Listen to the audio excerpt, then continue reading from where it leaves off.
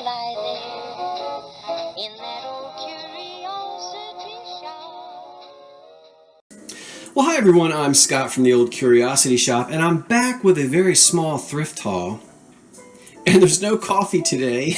And I didn't do my zoom in with vintage music. We'll get back to that, but I thought, listen, today I'm just going to get down to the business. Okay, let's get down to the business. But first, actually, before I talk about all this stuff that you see, let me zoom over here.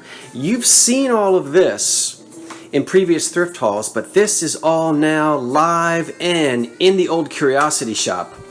You know, I've been trying to get things listed before I do the thrift hauls, but I didn't quite manage it recently. These are all listed now and ready for auction. So remember the Lily of the Valley little tumblers here, the Tam O'Shanter Vernon Ware teapot. These are the Cambridge stems, the Moonstone by Anchor Hocking, and this little Fenton piece right here. And then also from late 30s to 40s is this wonderful Pyrex pie dish, which also doubles as a casserole lid. And it is Pyrex. It's cut to clear. So, and I think, as I said, I did show you this before. You can see Pyrex right there. This isn't really showing up that well. But this way it's the lid of a casserole dish and also a pie pan. And you know, it looks, I did not scrub it with an SOS pad to try to get what looks like maybe calcium stains deposits off. So I don't know if this went through a dishwasher. It's pretty shiny. And there isn't any damage to the cut to clear red, as you can see. But there's usage and wear on the inside. It was well loved and it was well used. But there aren't any chips or cracks on it, and it's somewhat unusual. So if you're a Pyrex collector who has just about everything Pyrex, you might be interested in that. So that's all in the Old Curiosity Shop. All right. Now we're going to slide over here, and I'm going to show you what I've got for sale. This is also already listed in the Old Curiosity Shop. On eBay, the link to the shop is in the description box below. Alright, let's talk about Anchor Hocking. They had a pattern called Philby, and it was in production, well, I'm sorry. It's known by collectors as Philby, and it is this wonderful pale blue color, and this is the pattern. And what I've got here are 2 auctions running. 3 pie plates are in one auction, and this trivet pie stand, whatever you want to call it, is in another auction. And this stuff was made between 1941 to, I want to say, the mid-50s. So it ran all through the 40s. Whether it looks blue to you or not, I can't tell through the video, but you'll have to trust me, it's blue. It's a very pale blue, sapphire blue, and known to collectors as Philby. Now it'll say Fire King, and it does right there, and I'm not focusing very well, but that, let's try to get it. Hold on. Okay, Fire King, you see that? And the design again is called Philby. These are the little, I think 8 and a quarter.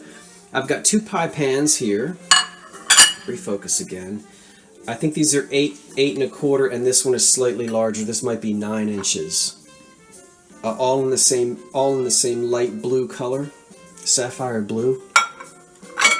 So these 3 are running in one auction together as a lot, and this is running in an auction all by itself. And this one is the same thing, same color, and it says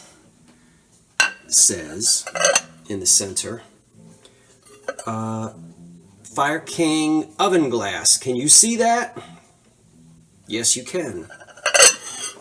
So this is a wonderful trivet, I guess is what you would say, or hot plate. And it's with these 2 little handles, and they're wonderful. This little handle here has a tiny chip on the underside, which I just felt. It's not really sharp to the touch, although that looks horrible. you don't really see it, and it doesn't feel like it's going to cut my hand. But it's there. Excuse me. Okay, so that's that. Continuing on with Anchor Hocking. In the forest green color, I have 2 charm dessert plates. I believe these are 6 inches, and there are 2 of them. So there's 1 and 2. And the charm pattern in forest green, I think, is a 1950, maybe late 40s, but definitely runs through the 50s, and those are 2 dessert plates.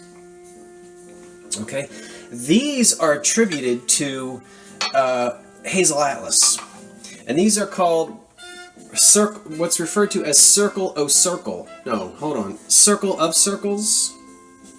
Circles. Wait a minute. Hold on, folks. Hold on. Don't go anywhere. I'm still here. These are referred to as, let me get my book out. All right. Rings o' rings, not circles of circles, rings of rings. Okay, in Ritz Blue, manufactured in 1938, and these are attributed to Hazel Atlas, although they are not marked Hazel Atlas. They're in the Hazel Atlas book, and they originally came with a decanter. These little, what they call whiskey tumblers. Hold on for 1 second, folks. Okay, I'm sorry for that little station break. Let's get back to these rings of rings. It is reputed that these once held bath salts, or at least the big decanter did, one or the other. Now these are supposed to be sequentially numbered 1 through 6. Originally the decanter came with 6 of these. I only have 5 of them, and it's funny, if you look at the bottom, isn't that funny? Funny. There's number 2. And so actually what I have here is these are numbered 1, 2, 1, 2, and then I have 1 that's a number 5. So anyway, there they are. They're little shot glasses from 1938, and it's considered that these were made by Hazel Atlas, and that information comes from the book Hazel Atlas. And let me show it to you. Let me show it to you. Gene and Kathy Florence. You can't argue with the great Gene Florence. He is the guy, okay? So I understand he passed away a few years ago, and listen, he started his books in the 1970s, and this guy knows his stuff. So if you ever see anything that's by Gene Florence, and I guess this is his wife Kathy, it's good stuff. And so I can't recommend, I cannot stress how important it is to go out and get you some books. Get some books and do some reading. That's how I was able to find out about these little guys right here. So these are chip and crack free and really nice. This piece back here is a piece of uranium glass, which means it glows under black light, and yes, it's safe to use. It's called the Doric pattern, and it's from the 30s. It was only made for a couple of years. I think Jeanette made it. And you can see that in the squares, we've got some empty squares. Every other square is empty. If there was a paisley, is it a paisley? No, hold on. Let's go over here to our book. Okay, see, I don't mind showing you. Okay, here's Doric, 1935 to 38. This is Jeanette. It is Jeanette. Yeah, pansy, not paisy, pansy. Okay, so hold on, don't get dizzy. When there is a flower in the empty squares here, it's a pansy. This is called Doric and pansy, but there's no pansy, so this is just Doric. And again, this was only made for a couple of years. And this is the big 8-inch master berry bowl. I would serve pickled beets in that if it were up to me, because I like pickled beets a lot. And that's in really good condition. Fenton made this. The Fenton Company, all of their glass was handmade, blown, sometimes blown in a mold, which is why you see mold lines on this fluted edged blue opalescent hobnail candy dish. And the Fenton company, look how beautiful that blue is. Isn't that beautiful? I think it's absolutely stunning. All right, stop being so dramatic, Scott. Fenton almost didn't make it through the Depression, and it was the introduction of their hobnail line in the 1940s that really started to turn a profit. And if it weren't for this hobnail stuff, they might have gone out of business. So it became enormously popular in the 40s, and they continued making it every decade after that. Now, as you know, Fenton is not marked prior to, what year is it, folks? Is it 1970 something? I should know this. Well, I do know it, but I have forgotten it. Anyway, you really don't need to, once you see Fenton's hobnail, you just know what it is. That's a beautiful candy dish there. Okay. What's that, about 6 inches tall, I think? And there are no chips or cracks in that. And boy, doesn't it look nice. I keep making you dizzy over here with all this other. Now this is Anchor Hocking Moonstone. I believe that to be Fenton, and of course that's Fenton. But I just like this opalescent hobnail. So I hope you do too. If you're new to my little movie station here, I don't normally switch from counter to counter, so if I'm making you dizzy, I apologize. Don't get mad. Come back again. Next time I'll try to be a little more organized. This is called, oh my gosh, rope, banded rope, and paneled banded rope. No, never mind. It's made by Federal, and I can't remember the name of the pattern, but it's a creamer, and I have it. It's a sugar bowl, and I have that listed in my shop with the correct name of the pattern. It's something rope, okay, but and then finally back here, totally unmarked. Who made them? I don't know, but these are what would be considered dresser jars, powder jars, cream jars, and these would be for cold cream or powder, and these are vanity jars. They had lids at some time. You often find them without lids. They are uranium glass, and so they do, for those of you who are interested, glow under a black light, fluoresce under a black light. And they both have an optic pattern to them. As we can see, this one is sort of a ribbed pattern, ribbed optic, and this is more of a swirled optic pattern. Lots of companies made these. And I often find them without lids. Sometimes the lids were decorative. Sometimes they were just generic lids with nothing figural or decorative on the top. And a lot of people like green depression glass. There are many things you can do with this in the kitchen, or really, good grief, be creative. Put it on your dresser and throw your keys in it and your false teeth at night. You could keep your sweet and low in here and on your kitchen counter. Put it in the bathroom and put, bubble bath things in there. I don't know. I can't pass it by when I see it. I have to pick it up. Doesn't sell for much, but it is currently listed in the Old Curiosity Shop. All right, so now let's get this back here on the counter. I'm going to stand back and regroup and tell you that, once again, all of this glass is now available for sale. The link to the shop is below. The reason why I did not go into detail on any of this is because you saw it in the last thrift haul, and it's all available in the Old Curiosity Shop as well. Now, what am I working on today or tomorrow? I'm working on a big mid-century. And remember that guy right there? Yeah, so that's going to be listed soon with a bunch of other mid-century glass. So, this is Scott from the Old Curiosity Shop saying thanks for watching and so long for now. Well, I hope you haven't turned me off yet. How is it, ladies and gentlemen, can I have all of this glass in front of me? I run my mouth for 10 minutes and completely overlook something that's right in front of my face. How is that possible? I don't know, but that's what I did, so I'm back.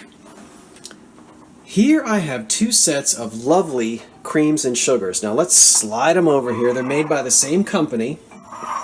Yes, this is called Early American Pressed Glass, known as EAPG. And aren't they stunning? Now I know this is not in style, but it was from, the 1850s to about 1920, 25, and then this totally fell out of fashion and hardly anybody wants it anymore. But I am going to be the one, yes, to encourage everyone to take a second look at this beautiful glass, and hopefully it'll make a comeback. No, I'm not going to be the one, but I just happen to really like it, and the reason why I bought these 2 sets is because they are matching. There is a ton of this glass out there. It was manufactured for decades and decades and decades, but it is difficult these days to find matching sets of creams and sugars that have stayed together for their entire lives. Now, these are both made by Northwood, and they could date anywhere from 1900 to 1920. And they're signed, which is unusual for pressed glass. Most of the time it's not. Now if we look deep down on the insides, we're going to see, let's get in there. You're starting to see a signature way down in there. Oh, what was that? Oh, good grief, my light bulb just burst, just blew on me, just like that. What on earth? Sorry. It says new cut. Now let's get to where you can actually see it, because I don't think you can see it like that. So I'm going to zoom in. Stay with me. Now let me lift it up. I promise I'm going to get you to see this. Do you see that? Well, you did. There it is. Oh wait, is it? Hold on, it's upside down. Stay with me. Don't get up and go to the bathroom yet. Hold on. There it is. New cut. N-U-C-U-T. New cut. All right. All right. Now when you see that... Okay, so new cut is the way Northwood would label its pressed glass that was pressed in a mold, but may have some hand work done to it, some hand cutting. So it's not what you would call American Brilliant cut glass, pressed in a mold, but then a glass worker might be cutting some of the facets in here so that they could call it, and other companies, you would see things like press cut. Can't remember who says press cut or near cut. But new cut is what Northwood would use. So we have a matching cream and sugar here. These are the same pattern. Okay, and then another matching set back there. So we'll slide this set out of the way and bring this set forward. Each set stands about 3 inches tall, and it's very heavy glass. Now, let's talk about flea bites and chips and all that kind of stuff. Okay, there are no cracks. Let's get that out of the way. There are no chips. Let's get that out of the way. What about flea bites? Well, it's almost impossible not to have a flea bite. If you have handled any of this glass in your lifetime, I mean, look at all these jagged edges. And you can't even see, and even down at the bottom, you just cannot appreciate. You've got to actually feel this glass. Now you can run your hands over this, and you can feel some roughness, and it might not be a flea bite or a chip. It just could be the sharpness of the cut glass, the portions of the glass that are cut. So You know, everybody says, well, is it chipped? Well, you know, it might have a few flea bites on it here and there. It's almost impossible not to have a few flea bites when you've got this many jagged edges and facets and whatnot. But I will say there's nothing that feels like it's going to actually cut your hand, meaning, you know, break the skin. And I don't see any what I would call obvious chips, cracks, or flea bites. But certainly when you rub your thumb over it or the palm of your hand, you're going to feel some jaggedness. I'm not really articulating this very well, but what I'm trying to say is we don't have chips in any of this like we think of chips in glass that is large enough to actually cut yourself on. But you might feel just a little bit of a jagged flea bite, and that's pretty typical for old glass like this. But you know, it's so versatile and it's so beautiful. I really hope, ladies and gentlemen, that you'll go out and start looking for early American pressed cut glass. You may even be lucky enough to pick up a piece of brilliant cut glass. But even the press cut and the near cut and the new cut is just stunningly beautiful, and I hope you can appreciate it here on the countertop. Okay? And I have both of these for sale in the Old Curiosity Shop, and I think the starting bid is $12 per set, maybe. I think that's all I've got on it. So very reasonable. I paid, I think, $1.50 each. So, you know, I've got about $3 in each set, and I'm selling them for $12, so maybe I'll make a $10 profit on them. This isn't a huge profit margin on glass like this, but I saved them because they are matching, the patterns match, and it's very hard to find that. Okay. Did you think anybody could run their mouth that long about, you know, creams and sugars? This time I'm actually going to say that's it. Okay, I'm Scott from the Old Curiosity Shop saying thanks for watching and so long for now.